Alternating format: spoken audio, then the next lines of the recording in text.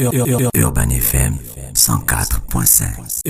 Urban FM 104.5. C'est Urban FM 104.5, la station urbaine. On est avec Jean-Paul. Jean-Paul, bonjour. Bonjour la fraîche. Aujourd'hui, on parle de quoi en actualité internationale? On va essayer de comprendre ce qui se passe au Burkina Faso, puisque l'actualité a évolué de manière spectaculaire entre les mutineries qui ont commencé dimanche dans la journée et le lundi où on apprenait que le président Roch Marc Christian Kaboré a été déposé par des militaires comme ses anciens homologues de Guinée et du Mali.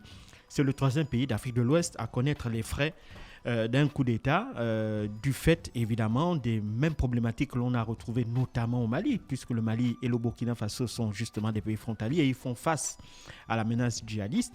Et puis le troisième point commun entre la Guinée entre la Guinée, le Mali et le Burkina Faso, c'est que c'est aussi un colonel, en l'occurrence un lieutenant-colonel, qui cette fois-ci a décidé de renverser le président Roch Marc Christian Kaboré. Il s'agit de Paul-Henri Sandaogo Damiba. Alors, il était le commandant de la 3e région militaire qui comprenait notamment la ville de Ouagadougou. Il avait été nommé à cette fonction-là en décembre dernier, après justement l'attaque du camp d'Inata. Et donc, il est diplômé de l'école de guerre de Paris en 2017 et évidemment, il est aussi membre des forces spéciales, notamment des unités Cobra. Alors, il avait commencé sa carrière au sein du régiment de sécurité présidentielle. C'était la garde présidentielle qui avait été créée par Blaise Compaoré à l'époque où il était au pouvoir. Et puis, par la suite, il avait intégré évidemment le régiment d'infanterie des forces spéciales à partir de 1917 et c'est à partir de là qu'il était allé notamment, il était même passé quelques années auparavant par l'école d'état-major de Libreville ici, puis en 2017 par l'école de guerre de Paris. Alors, c'est quelqu'un donc dont c'est un opérationnel comme le colonel Assimi Goïta ou le colonel Doumbouya en Guinée. Et donc, c'est aussi quelqu'un donc, qui a évidemment mis en avant les mêmes argumentaires que pour les Maliens, c'est-à-dire que autant l'armée malienne avait reproché à Ibrahim Boubacar Keïta, aujourd'hui décédé, son incapacité à pouvoir apporter une réponse sécuritaire, notamment face à la menace djihadiste, en dépit de la présence de casques bleus maliens, en dépit de la présence des forces militaires françaises, c'est exactement le même reproche qu'on a fait à Roch Marc Christian Kaboré, son incapacité à pouvoir juguler cette violence-là qui a fait plus de 2000 morts depuis 2013 et qui a également entraîné le déplacement de plus d'1,5 million de population.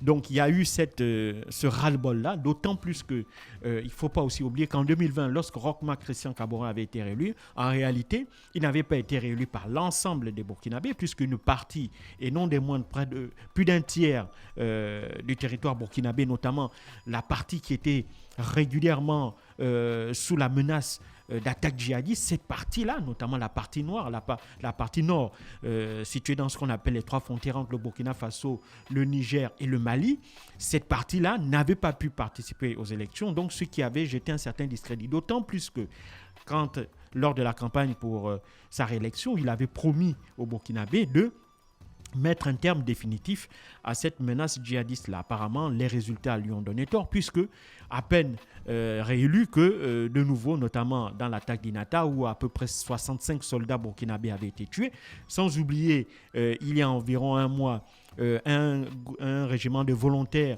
des patriotes, c'est-à-dire des milices civiles qui étaient des supplétifs de l'armée burkinabé qui avaient régulièrement fait l'objet d'attaques de la part des djihadistes pour montrer aux populations, pour punir les civils. En fait, les groupes djihadistes se ciblaient parfois ces groupes de milices-là pour montrer en exemple que les populations ne doivent pas participer à ce combat-là, ne doivent pas s'allier évidemment à l'armée et au gouvernement. Donc tout ça avait exacerbé l'opinion publique, d'autant plus que sur le plan politique aussi.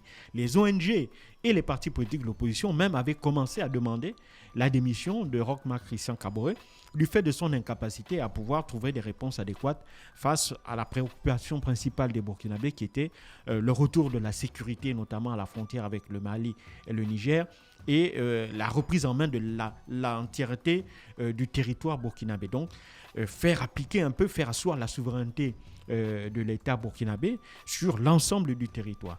Donc tout ça, évidemment, a poussé ce groupe, les militaires, à mettre Roch-Marc Christian Kaboré sur le carreau. Celui-ci a été démis de ses fonctions, la Constitution a été suspendue, l'Assemblée nationale a été dissoute et a été instauré un gouvernement de transition incarné par le mouvement patriotique pour la sauvegarde et la restauration, le MPSR, qui regroupe notamment toutes les composantes des forces de défense et de sécurité. Et c'est évidemment donc ce mouvement qui a à sa tête M. Paul-Henri Sandaogo Damiba et qui sera chargé de mettre en place la transition. Alors bien évidemment, le langage diplomatique ici en pareille circonstance, notamment au niveau de la CEDEAO, c'est-à-dire une condamnation ferme de ce coup d'État. Les Nations Unies aussi, par la voix de son secrétaire général, ont également condamné cette prise de pouvoir et ont demandé un retour à l'ordre constitutionnel. Bon, quand on sait que le lendemain, c'est-à-dire hier, le 26, on a vu des dizaines de milliers de Burkinabés descendre dans les principales artères de Ouagadougou pour féliciter les putschistes, à l'image un peu de ce qu'on avait pu voir au Mali et même en Guinée, féliciter les putschistes et les positionner en tant que sauveurs de la patrie, parce qu'ils estiment que le peuple estime que les politiques ont échoué à trouver une réponse face à cette menace djihadiste et aussi à toutes les conséquences liées à cette crise sécuritaire-là. C'est-à-dire il y a la crise sanitaire qui s'est ajoutée il y a 2 ans, qui a aggravé déjà une crise économique dans laquelle le pays était plongé bien avant, avec tous ses corollaires aussi sur le plan social. Donc, c'est cette superposition de crises à l'image de ce qu'on a pu voir au Mali, c'est-à-dire que les mêmes causes ont créé les mêmes effets, les mêmes ingrédients ont abouti au même résultat. Et maintenant, si on observe la question maintenant sur le plan de la sous-région, évidemment, la CEDEAO se voit une fois de plus affaiblie de cette situation. Pourquoi ? Parce qu'elle est toujours restée ferme dans certaines positions, à savoir de vouloir systématiquement condamner les coups d'État. Non pas que je dis que ce soit bien, les coups d'État, évidemment, le fait de renverser... C'est la CEDEAO. Oui, la CEDEAO. Mais évidemment, il faut comprendre que... Mais c'est sa zone, c'est normal. Normal de quoi ? De condamner des coups d'État. Oui, c'est ce que je dis. C'est-à-dire que malheureusement, elle est restée dans une posture de fermeté vis-à-vis de ces mouvements de putsch, sans véritablement essayer de les accompagner dans ce processus-là qui va viser à restaurer un ordre constitutionnel. Ce n'est pas en se mettant frontalement que, évidemment, elles vont parvenir à un résultat immédiat. La preuve, c'est qu'au Mali, la CEDEAO avait voulu imposer que la transition dure 1 an et demi maximum, et donc le 17 février prochain ou plus tard devaient être organisées des élections qui devaient mettre en place une nouvelle Assemblée nationale et élire un nouveau président de la République. Malheureusement, les Maliens, ou si tu veux la transition malienne, n'a pas eu cette même lecture des événements, parce qu'elle estime qu'en 1 an et demi, ce n'est pas en réglant le problème politique que l'on va trouver une solution au problème sécuritaire. Or, pour les autorités de transition maliennes, la priorité des priorités, c'est d'abord de régler le problème sécuritaire. Et ensuite, une fois que la sécurité est revenue sur l'ensemble du territoire malien, là maintenant on pense à organiser des élections politiques. Donc tu vois qu'il y a une lecture qui n'est absolument pas la même du point de vue que l'on soit à la CEDEAO ou que l'on soit à l'intérieur des pays, que ce soit au Mali ou au Burkina Faso. D'autant plus qu'on a l'impression que le chef de file de cette ligne dure de la CEDEAO, c'est le président ivoirien Alassane Dramane Ouattara, dont les opinions publiques estiment qu'il est beaucoup plus, si tu veux, qui se positionne, on dirait, le porte-parole de la France sur les questions sur ces questions-là dans cette sous-région. Mais la CEDEAO, l'année dernière, il y a eu le coup d'État en Guinée, il y a eu le coup d'État au Tchad. Malheureusement, le Tchad ne fait pas partie de la CEDEAO. Le Tchad fait partie la Guinée est dans la CEDEAO. La Guinée et le Mali sont dans la CEDEAO. Le Burkina également. C'est pas stable, la CEDEAO. Ce n'est pas stable pour la simple et bonne raison. Le Tchad est dans l'Afrique centrale. Oui, le Tchad est dans l'Afrique centrale. Oui. Il faut bien comprendre que le problème dans la zone sahélo-sahélienne, c'est que l'origine des problèmes, parce qu'il faut pas seulement penser que les problèmes ont commencé en 2012 au Mali. Les problèmes ont commencé, les problèmes ont atteint certains niveaux de violence à partir de la chute de Muammar Kadhafi, parce qu'il faut savoir que c'est la chute du leader libyen qui va permettre aux groupes extrémistes, djihadistes qui étaient dans la zone de pouvoir maintenant proliférer, parce qu'il faut savoir donc c'est Kadhafi qui empêchait que les djihadistes prolifèrent dans la zone. Oui, c'était Kadhafi qui empêchait ça clairement, parce que Kadhafi avait une armée, Kadhafi avait une parfaite maîtrise de cette zone-là, et donc le fait que les États-Unis, la France et la Grande-Bretagne, pour des raisons pour lesquelles je ne vais pas revenir ici, ont décidé de faire tomber le régime de l'ancien guide libyen, que évidemment, les armes qui étaient détenues par l'armée libyenne, qui étaient considérées comme l'une des armées les mieux équipées de la région, ces armes-là ont proliféré, notamment au Mali et au Niger, et à partir de là, même jusqu'en Mauritanie, et à partir de là, les groupes djihadistes vont d'abord aller en Libye, du fait du conflit entre les groupes rebelles libyens et le pouvoir de Muammar Kadhafi, et aidés en cela, malheureusement, par la communauté internationale, qui va livrer des armes à des groupuscules dont ils n'avaient aucune maîtrise, et ces groupuscules-là, avec les armes de Kadhafi, également vont proliférer, et donc vont commencer à se déployer sur l'ensemble de la sous-région, en Algérie, puis au Mali, et aller descendre plus loin au Niger et aller au Burkina Faso. C'est ça le fondement du problème. Mais si on voit maintenant sur le plan politique, tout dépend, tout part même depuis les indépendances. Parce que si on prend le cas du Mali, au Mali, il y a toujours eu une espèce d'évolution à deux vitesses entre le sud d'une part et le nord. Et donc le nord s'est toujours considéré comme étant délaissé par Bamako.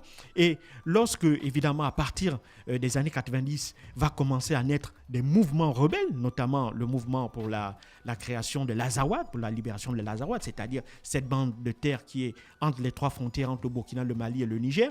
Et justement, jusqu'en 2010, le fait qu'il va y avoir une prolifération des armes de Muammar Kadhafi, aidé en cela par les petits groupuscules djihadistes qui étaient nés de la guerre civile en Algérie, qui vont aussi également se saisir de ces armes-là et qui vont décider d'installer des régimes djihadistes, notamment où on appliquait la charia, etc., dans cette zone-là. Donc, c'est à partir de là que le Mali va être le premier pays à être menacé de destruction, carrément, par ces groupes djihadistes. Et c'est la raison pour laquelle le Mali avait appelé à la rescousse la France. Malheureusement, que ce soit le Mali, que ce soit le Niger, que ce soit le Burkina Faso, on n'a jamais réglé au préalable les problèmes politiques de fond qui avaient justement non pas été à l'origine directe de la déstabilisation sécuritaire auquel on observe, mais qui ont joué un rôle de catalyseur dans la dégradation de la situation politique et sécuritaire de la zone.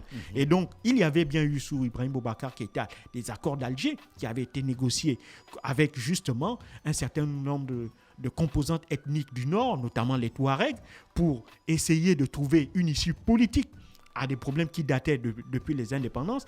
Malheureusement pour Ibrahim Boubacar Keïta, l'accord qui avait été signé n'avait pas été accepté par une grande partie de la classe politique malienne, et même certaines organisations non gouvernementales tiré à boulet rouge sur cet accord. C'est ce qui avait rendu sa mise en œuvre particulièrement difficile. Donc tu vois que on est dans un problème de crise politique profonde et ancienne, et à cela, malheureusement, les États n'ont fait que chercher, parce qu'une solution militaire, mais évidemment, ils sont restés dans la posture que la France leur a dictée. C'est-à-dire que la France dit, vous nous appelez à l'aide parce qu'il y a une menace djihadiste, donc une menace sécuritaire, et donc nous, on vient uniquement pour apporter la réponse sécuritaire. Mais ils pensent que la réponse sécuritaire seule peut résoudre le problème, alors que c'est un problème qui est multiforme.